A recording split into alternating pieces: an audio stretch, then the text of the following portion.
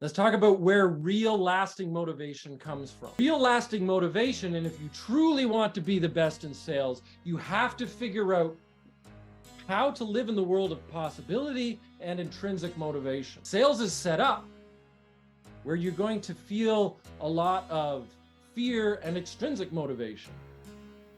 And it's useful in the short term, but it will not drive you to the top of the pyramid, and it will not drive you to the excellence that you may desire. Feel fear of failure, fear of success, fear of rejection, fear of embarrassment, fear of change, fear of loss, fear of isolation. All of these fears come up with us, and we think, maybe I'm not good enough. I'm going to feel like I don't belong. And all this fear is going to drive you. It's going to drive you either into sales excellence, drive you away.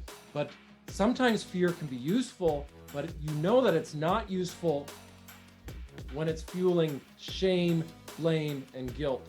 And I'd like to say the biggest fear that most of us have is that we have more power. That we have more power than ever possible.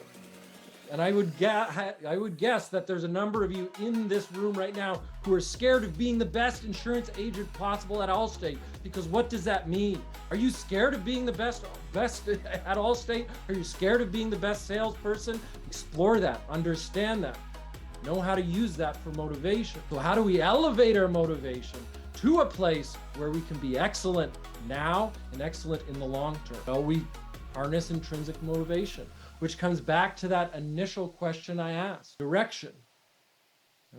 Where's your big goal? What's the big career goal you have, and how will your time at Allstate help you get there? Purpose. Why do you work? Why do you work? And I know a lot of people, many of you, I work for my family, for my kids. I want to have a good purpose. Why does that matter? Can you bring that in to fuel your excellence, mastery?